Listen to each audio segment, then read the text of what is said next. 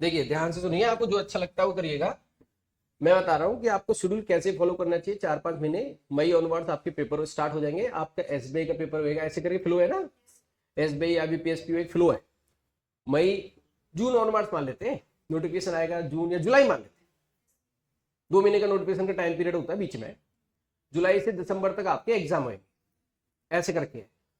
तो जनवरी से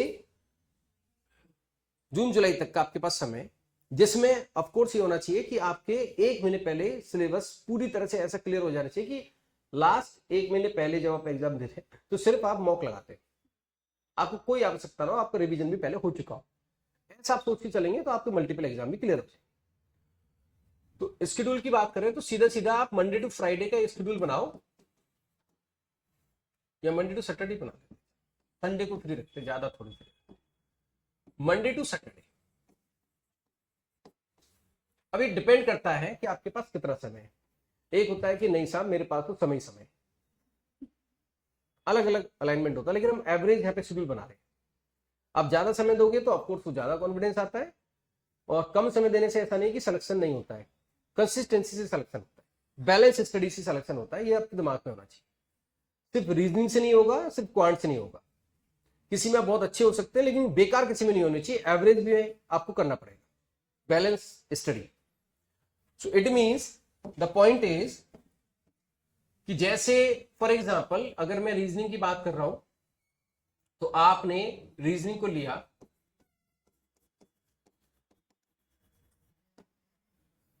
और रीजनिंग को आपने लिया तो मंडे, ट्यूसडे और वेडनेसडे, 3 दिन लगातार। मैं थोड़ा ज्यादा बिलीव कर रहा हूं, वरना एक दो थॉट होता है MWF TTS, बड़ा 3 दिन लगातार क्या होता है, एक टॉपिक ऐसा नहीं कि चुटपुटी खत्म हो जाएगा, कभी कभी टॉपिक लंबा चलता है। 3 दिन आपने लिया, एक स्लॉट लिया आपने, जैसे आप कोई भी स्लॉट ले रहे हैं और ये स्लॉट ले रहे हैं आप फॉर एग्जाम्पल 2.5 घंटे का। चल फिर 2 घंटे लिखूं, 2.5 घंटे, 2 घंटे उससे ज्यादा नहीं हो पाता, चलो 2 घंटे लिख देते। Minimum requirement is 2 hours for the self study, वो वाला चीज है। टाइम आप सेलेक्ट करो, रात दिन सुबह दोपहर शाम, आप अपने हिसाब से सेट करो, उससे कोई फर्क नहीं पड़ता। आपने रीजनिंग को लिया मंडे ट्यूसडे वेडनेसडे, और फिर आपने क्वांट को लिया थर्सडे फ्राइडे सैटरडे, ऐसे करके, या इंटरचेंज भी कर सकते हो, इंटरचेंज भी कर सकते हो। 3 दिन आपने क्वांट लिया, फिर 3 दिन आपने रीजन, लेकिन उसी स्लॉट में जो आपने स्लॉट लिया। फॉर एग्जाम्पल मैं आपको समझाता हूं, 5 से 7 आपने स्लॉट लिया, इवनिंग में आप पढ़ते हो इस सब्जेक्ट को, तो इस स्लॉट में 3 दिन आप क्वांट पढ़ रहे हो और 3 दिन आप रीजनिंग पढ़ रहे हो। ये 5 से 7, 5 से 8 भी हो सकता है, 5 से 7.5 भी हो सकता है, 5 से 9 भी हो सकता है, डिपेंड करता है। इसलिए मैंने कहा समय minimum is 2 hours and maximum 4-5 घंटे एक पर्टिकुलर सब्जेक्ट को आप जब लेके बैठते हैं। कोई 8 घंटे पढ़ता है एवरेज, और कोई 12 घंटे भी पढ़ता है, कोई 4 घंटे भी एवरेज पढ़ता है। ठीक है जी। आपने रीजनिंग लिया, 3 दिन लगातार आपने पढ़ा। पढ़ने का तरीका क्या है, टॉपिक वाइज आपने उठाया, टॉपिक वाइज आप जब उसको पढ़ोगे तो बेसिक से स्टार्ट करोगे। एक तो होता है टीचर आपको पढ़ा रहा है तो वो बेसिक से एडवांस पढ़ा रहा है। जब टीचर आपको पढ़ा रहा हो और आप क्लास कर रहे हैं, चाहे आप ऑनलाइन पढ़ रहे हैं चाहे ऑफलाइन पढ़ रहे हैं, तो कोशिश करें कि वो मैच करता हो। जिस समय जो टीचर जो पढ़ा रहा है उसी तरह से आपने भी अपना शेड्यूल उससे मैच करता हुआ बनाया। ऐसा नहीं टीचर पढ़ा रहा है पजल, आप करेंगे इनपुट आउटपुट, टीचर जब पढ़ाएगा इनपुट आउटपुट, आप करेंगे पजल, तो मिसमैच जो माइंड है ना, है तो आपका ही। तो कनेक्ट करना चाहिए, क्योंकि थ्योरी फिर वो रिकॉल होती है। अभी मैं पजल ईयर की पढ़ा रहा हूं तो आप ईयर पे बेस पजल करोगे ना, तो थोड़ा कनेक्ट ज्यादा होगा, उसका आउटकम ज्यादा आएगा। जब सिटिंग चलेगा तो सिटिंग, तो उस तरह से शेड्यूल बनाओ अपना। ठीक है जी। अच्छा, बेसिक से एडवांस आपने करना है, तो जैसे टॉपिक वाइज आपने लिया, और फॉर एग्जांपल मैं एग्जांपल देता हूं एक टॉपिक का, जैसे सिलोजिज्म। अब सिलोजिज्म अगर आप पढ़ चुके हैं, सेल्फ स्टडी कर रहे हैं, तो सिलोजिज्म आपने जब पढ़ना स्टार्ट किया तो जो भी आपके पास नोट्स है, सबसे पहले तो आप उसके जो कंसेप्ट हैं उसको रिकॉल करोगे, कंसेप्ट प्लस जो भी अप्रोच है। और उसको कैसे रिकॉल करोगे, आप क्लासेस के माध्यम से करोगे, ऑफलाइन क्लास है या वो पेड क्लास है या वो ऑनलाइन क्लास है या वो यूट्यूब क्लास है, उसको रिकॉल करो। क्लास के बाद फिर उस पर आप जो रिकॉल करने के बाद उसकी प्रैक्टिस करोगे। प्रैक्टिस करोगे जिस टीचर से आप पढ़ रहे हो। मैं नहीं कह रहा कि आप मुझसे पढ़ते हैं, किसी से भी, जो भी आपका मन है, एक्सरसाइज है, कोशिश करो उस टीचर के पहले उस टीचर की जो पीडीएफ है, जो कंटेंट है, चाहे वो पेड है चाहे वो फ्री है, पहले उसके कंटेंट को लगाओ, जिससे कि चीजें आपकी एकदम से रम जाती है, कनेक्ट ज्यादा हो जाता है और लर्निंग एकदम एडवांस हो जाती है। उसके बाद पीवाईक्यू उठाओ। पीवाईक्यू के लिए गूगल पे जो भी आप अलग अलग साइट है, और पीवाईक्यू लास्ट 3 सालों की, क्योंकि जिससे आपने पढ़ा है, पढ़ने के बाद, प्रैक्टिस के बाद, कंसेप्ट के बाद किसी भी एग्जाम का क्वेश्चन आपसे सॉल्व होना चाहिए, तो इसका मतलब सही डायरेक्शन में जा रहा है। ऐसा नहीं मैंने पढ़ा है, मेरी क्वेश्चन कर लिया, उसके अलावा दूसरा क्वेश्चन हो ही नहीं रहा। नहीं नहीं नहीं नहीं, मैंने कहा कि मेरे पढ़ाने के बाद मेरे क्वेश्चन करने इसलिए जरूरी है कि लर्निंग थोड़ी फास्ट हो जाएगी, कनेक्ट हो जाएगा। और फिर उसके बाद आपने पीवाईक्यू लास्ट कम से कम 3 सालों के, वैसे लोग कहते हैं 5 साल 10 साल, ऐसे नहीं, 3 साल, बैंकिंग में 3 साल सफिशिएंट है। 3 साल में बहुत एग्जाम हो जाते हैं, क्लर्क, प्रीलिम, पीओ, ये आरबीआई, बहुत सारा हो गया। सबके प्रीलिम्स कवर करो, सबके मेंस कवर करो, और उस टॉपिक पर बेच क्या होगा, एफर्ट्स लगेंगे इसमें कि सिलोजिज्म है, तो आप कम से कम हो सकता है आपको अप्रॉक्स 200 क्वेश्चन मिल जाएंगे, 200, 250, 500 क्वेश्चन मिल जाएंगे अगर आप ढंग से पेपर कलेक्ट करोगे। अलग अलग क्वेश्चन होंगे उसमें, उनको क्वेश्चंस को लगातार करना है और उसमें टाइम देना है। अब जैसे आपने मंडे स्टार्ट किया सिलोजिज्म, तो हो सकता है वेडनेसडे तक आप यही कर पाए थे, क्लासेस कवर कर पाए, रिकॉर्डिंग के माध्यम से, यूट्यूब के माध्यम से, नोट्स के माध्यम से। इसमें नोट्स भी हो सकता है, बुक्स भी हो सकती है ना? उसके बाद अगले 3 दिन फिर आपने जब स्लॉट लिया तो फिर उसके पीवाईक्यू आपने करने स्टार्ट किया। कभी कभी छोटा टॉपिक होगा तो मंडे में कंसेप्ट क्लियर हो गया, ट्यूसडे में उसके क्वेश्चंस हो गए, वेडनेसडे में पीवाईक्यू हो गया। जैसे डायरेक्शन, कभी कभी टॉपिक बहुत बड़ा है तो हो सकता है 3 वीक तक चलेगा, लेकिन ऐसा नहीं है कि रीजनिंग 3 वीक तक चल रहा है, फिर 3 वीक के बाद मैथ स्टार्ट हुआ। बैलेंस स्टडी मैंने पहले ही बोल दिया। अगर आप ऐसे करोगे, 3 वीक तक आप सिलोजिज्म चलाओगे, अगले 3 वीक आप क्वांट का कोई टॉपिक चलाओ, फिर तो हो सकता है कि आपको बहुत फिर गैप लग जाएगा। फिर ऐसे नहीं करना, समय सबको देना है, लेकिन थोड़ा तरीके से। तो ऐसे करके कोई टॉपिक जल्दी खत्म होगा, कोई बाद में खत्म होगा, लेकिन उस टॉपिक को हमें तब तक कैरी फॉरवर्ड लेके चलना है। रीजनिंग स्लॉट में मैं उस टॉपिक को तब तक पढ़ूंगा जब तक वो टॉपिक खत्म ना हो जाए। जैसे मैं पढ़ा रहा हूं आपको ऑफलाइन, तो जब भी मैं यहाँ पे आ रहा हूं, पढ़ा रहा हूं, तो मैं उस टॉपिक को तब तक पढ़ाऊंगा जब तक वो टॉपिक खत्म नहीं हो जाएगा। आप आओ नहीं आओ आपकी इच्छा, मेरा तो सीक्वेंस है ना, फ्लो है, और बेसिक से उठा के टाइप वाइज उसको कवर करते जा रहा हूं। तो ऐसे ही आपका एक फ्लो है, उस स्लॉट में, पर्टिकुलर स्लॉट में आपको रीजनिंग का टॉपिक जब तक खत्म नहीं हो जाए अगर दूसरा टॉपिक नहीं उठाएंगे। अब आप दूसरा क्या है, ये तो हो गया, तो मैंने एग्जांपल दिया। ऐसे आपका डिक्टो एग्जांपल किसका बनेगा, क्वांट का। तो क्वांट इसी स्लॉट, मतलब सेम स्लॉट में आपने क्वांट ले लिया। अब क्वांट आपने लिया तो जैसे क्वांट मैंने कहा कि फॉर एग्जांपल थर्सडे, फ्राइडे और सैटरडे। अब ये मैं जनरल बता रहा हूं, लेकिन अदरवाइज इसमें क्या करना चाहिए, रीजनिंग को थर्सडे, फ्राइडे, सैटरडे करो, क्योंकि सैटरडे मेरे साथ कनेक्ट हो जाते हो, तो एक फ्लो रहता है, और क्वांट को ऐसे कर सकते हो बस 3-3 दिन का। और सेम स्लॉट में 5 से 7 में आपने क्या किया, क्वांट उठाया, और क्वांट में आपने फिर आपने टॉपिक वाइज सेम तरीके से आपने टॉपिक लिया, और टॉपिक वाइज में पहले वो टॉपिक लो जिनका वेटेज ज्यादा होता है। ये सिलेक्शन भी आपको करना है। पजल डीआई छोड़ो, अभी वो अलग स्लॉट लेंगे उसका। इसमें बाकी सारे टॉपिक्स, जैसे आप क्वांट में ले रहे हैं तो अप्रोक्सीमेशन है, सिंप्लीफिकेशन है, अर्थमेटिक का थोड़ा सा बाद में करना तो है ही वो भी, लेकिन मोर वेटेज वाले क्या होता है, उससे कॉन्फिडेंस हमारा थोड़ा ज्यादा रहता है। मॉक में हमारी चीजें जल्दी कवर होती है, तो ज्यादा वेटेज वाले टॉपिक्स को पहले इंक्लूड करो, टॉपिक वाइज चलो, और सेम तरीका उसमें फॉलो करना। ये क्लियर हो गया कि रीजनिंग क्वांट का सबसे बड़ा मैटर है। अभी 5 से 7, 5 से 8 हो सकता है, 5 से 9 हो सकता है, जितना समय दोगे मजा उतना आना। और मैं तो मानता हूं 3-4 घंटे दीजिए, ठीक है जी। अब बचा आपका इंग्लिश। इंग्लिश के लिए आपका 1.5 घंटे भी सफिशिएंट है, 1 भी है और 2 भी है। उसमें आप क्या कर सकते हैं, एक तो आप एडिटोरियल की आदत बना सकते हैं, इसमें आप किसी की हेल्प ले सकते हैं, किसी टीचर की आपने हेल्प ले ली, या अपने आप से आप द हिंदू से पढ़ते हैं। आपको कोई टीचर पसंद है, कोई एडिटोरियल चलते रहते हैं यूट्यूब वगैरह, उससे आपने ले लिया, आप ऐसे कर रहे हैं। या आपकी जो टीचर है उनसे आपने मदद मांग ली कि भाई मैम आप बताइए हमें कैसे हेल्प कर सकती है, आप वीकली समरी करा दीजिए, या ऐसे करके वैसे करके। तो खुद की सेल्फ स्टडी तो आपको ऐसे करनी है। अब इसमें समय आप 1 घंटे से लेकर 2 घंटे के बीच में वेरी कर सकते हैं, इससे ज्यादा की जरूरत नहीं है। ये समय सुबह का हो सकता है, वो आप चॉइस करें। ऐसा नहीं सुबह पढ़ने से ऐसा होगा, चॉइस है, जब आप कंफर्टेबल तब पढ़िए, लेकिन फिक्स स्लॉट बनाइए। और इसमें आप ज्यादा नहीं तो मंडे टू फ्राइडे या सैटरडे तक डेली आप कर सकते हैं। 2-2 घंटे ना करें, 1-1 घंटे 1.5 घंटे भी आप कर सकते हैं। वॉकैब इसी में इंक्लूड कर सकते हैं। और इसमें एक छोटा सा प्रैक्टिस सेट भी इंक्लूड कर सकते हैं कि आपने 1.5 घंटे पढ़ लिया, 15 मिनट का आपको प्रैक्टिस सेट इंग्लिश पर पेज लगाना है, या कोई इसमें बेस PYQ करना है। इंग्लिश हमारी एक सही तरीके से चलती रही। ठीक है जी। जीए के लिए अभी आपको डेली पढ़ने की आवश्यकता मेरे को नहीं लगता कि ऐसी है। बाकी आप पढ़ना चाहे पढ़ सकते हैं, मैं इसके ना तो खिलाफ हूं ना फेवर में, बट ये मैं जरूर चाहता हूं कि आप नोट्स जरूर बनाएं उसके। अब नोट 2 तरीके से है, या तो डेली 1 घंटे निकालें आप, जो कि बड़ा मुश्किल हो जाता है, वो तो बहुत ज्यादा उसमें मोटिवेशन लाना पड़ेगा अंदर से कि पेपर बहुत दूर है फिर भी आप जीए के नोट्स बना रहे हैं, ये बहुत बड़ा काइंड ऑफ मोटिवेशन है।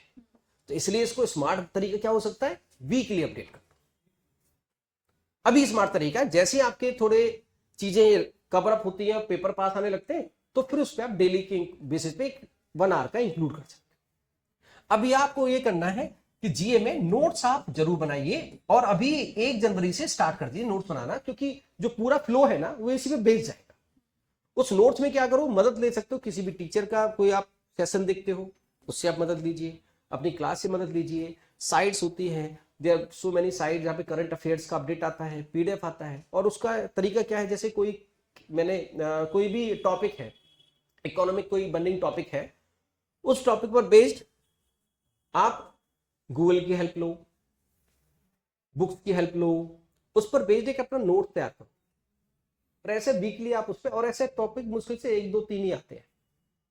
वीक में 1 आध टॉपिक ऐसा घटित होता है जो आपके बैंकिंग से रिलेटेड है, तो उसके रेस्पेक्ट में नोट्स को अपडेट करो ऐसे करके। तो इसके नोट्स थोड़ा बनाओगे ना, तो उसमें एड ऑन करते जाओगे, नोट्स बनाने की आदत डालो जीए में, उससे आपको कॉन्फिडेंस आएगा। और कभी कभी उसको बीच बीच में रिवाइज कर लिया, भाई अपने नोट्स को देख लिया, सराहा लिया, अरे सराहना, अपने नोट देख लिए बस, हाँ कि मैं कैसे उसको बनाओ इतने अच्छे से कि देखने का मन करे। अपनी चीजों को अब आप बनाओगे रद्दा मार नोट, तो देखने का मन ही नहीं करेगा। ऐसे नोट सजा सा बनाओगे उसको देखने का मन करे। जैसे आपने कोई बचपन में स्कूल में कोई कॉपी आपने बच्चा अच्छे से बनाई होगी, लिखी होगी, तो उसको सजा के रखा होगा आपने, मैंने भी रखा होगा कुछ कॉपी, चाहे वो क्लास 6th की हो या 7th की हो। तो जब भी कभी आप उनको देखने का मन करता है कि यार मैं कैसे लिखता था, कितना बढ़िया बना, कितना अच्छा था। कोई बढ़िया फोटो आपका रहा होगा तो कितना उसको बार बार देखने का मन करेगा। जिसमें आप सड़े हुए लगे होंगे उसको देखने का मन नहीं करेगा, बार जल्दी से स्क्रॉल करोगे, अरे ये मेरा नहीं हो सकता, अरे ऐसे। और जो आपका फोटो अच्छा रहा होगा ना, बहुत अच्छे से आपने ध्यान से बड़ा खिंचवाया होगा, बड़ा सही से कपड़े पहने होंगे, तो बड़ा आराम से देखोगे यार मैं ही हूं ये। तो ऐसे करके ना जीए के नोट्स बनते हैं। ये तरीके हैं अपने आप को हम कितना उस क्या कहते हैं उसे साइकोलॉजिकली अपने आप को मतलब लुभाना, हाँ मोटिवेट करना, लुभाना, अट्रैक्ट टुवर्ड योर नोट्स। तो ऐसे करके आपको नोट्स बनाने पड़ते हैं। नोट्स ऐसे नहीं कि समय लगेगा, नोट्स क्यों बनाऊं, भाई बनाने ही पड़ेंगे। आप कोई साइंटिस्ट थोड़ी हो जो एक बार पढ़ लिया और वो सदा के लिए याद है। नॉर्मल दिमाग है आप लोगों का, ठीक है जी। तो ऐसे करके नोट्स बनाओ। तो ये तरीका है जिसमें आपके 2 घंटे ये हो गए, 2 से 3 घंटे, और 1 से 2 घंटे आपका ये हो गया। तो इस तरह से 4 से 5 घंटे मिनिमम है। इसके अलावा फिर आपको लगाना है फुल लेंथ मॉक। अभी आपकी तैयारी बहुत ज्यादा स्ट्रॉन्ग नहीं है, बहुत सिलेबस ऐसा नहीं है, तो आप वीक में कम से कम 3 मॉक लगाओ। बिल्कुल बेसिक लेवल पे तो 1 मॉक लगाओ, और थोड़ा सा लेवल आप पढ़ चुके हैं तो 3 मॉक लगाओ। अभी फुल डेली मॉक लगाने की आवश्यकता नहीं है। 3 मॉक में आप ये कर सकते हैं, 1 दिन क्लर्क का, 1 दिन पीओ का। मॉक लगाने का तरीका क्या होता है, जब भी आप मॉक लगाते हैं तो मॉक के लिए आप 2 घंटे अलग से निकाल के रखें। तो इस तरह से आपका वो तो सब्जेक्टिव स्टडी होगी जो मैंने अभी बताया था, वो हो गई 4 से 5 घंटे की।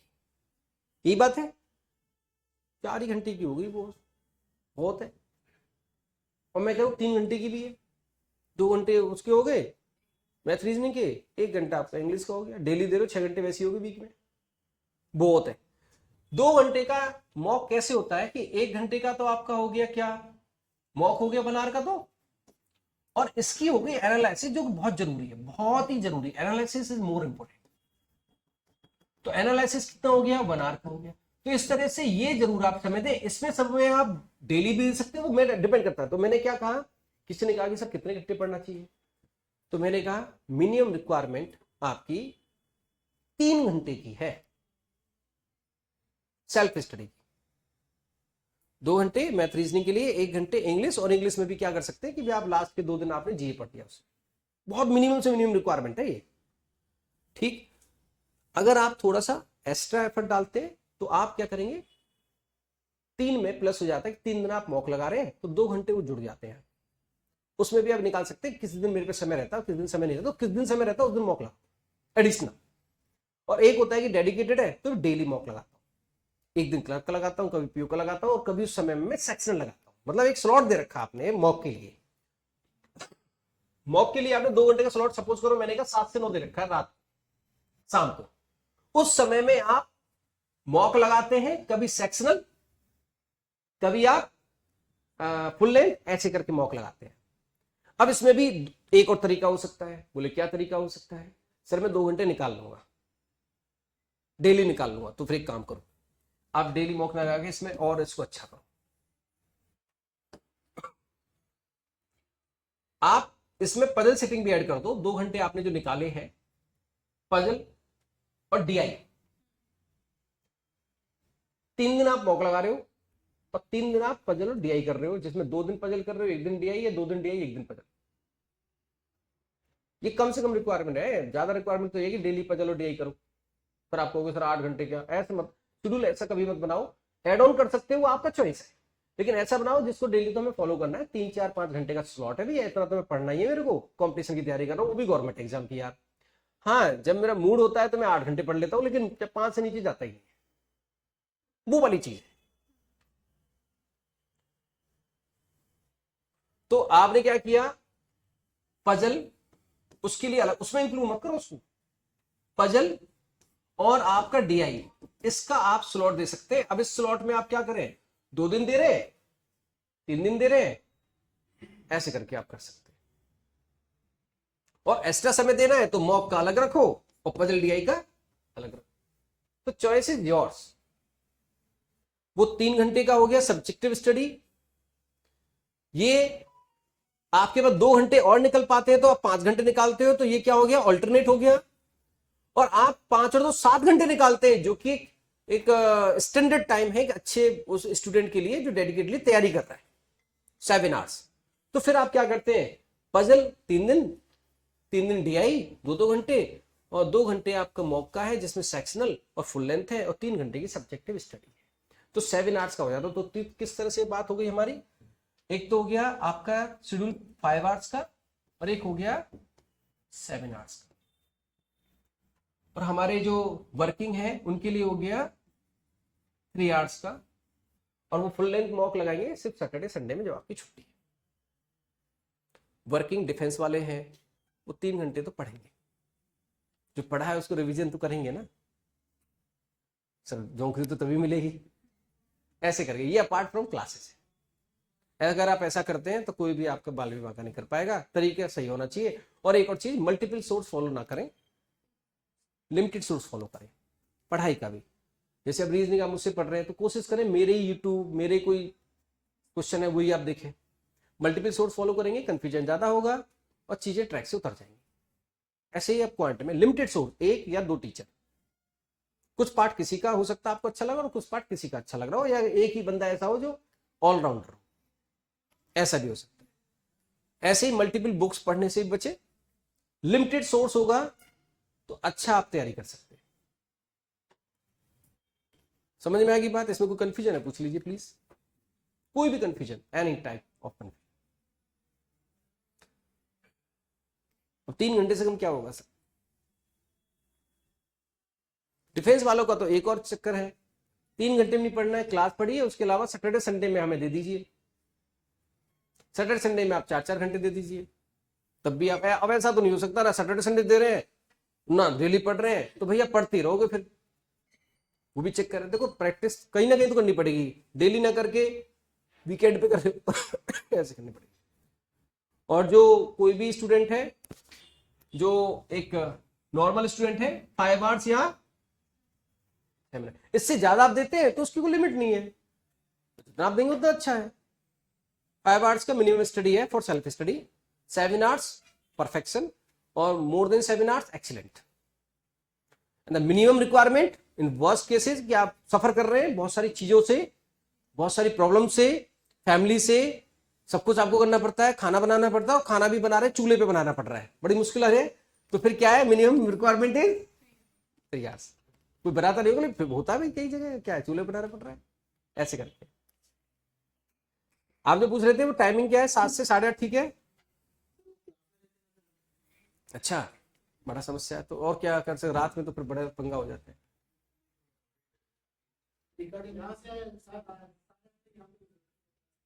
नहीं, मैं तो उसका बता रहा था, वो आपकी जरूरत हुई है, मैं भी तो अपना टाइम देखूंगा। तो मैं जो हाँ ऐप में मिल जाएगी ना आपको। देखो मैं आपको बताता हूँ उसका तरीका क्या है।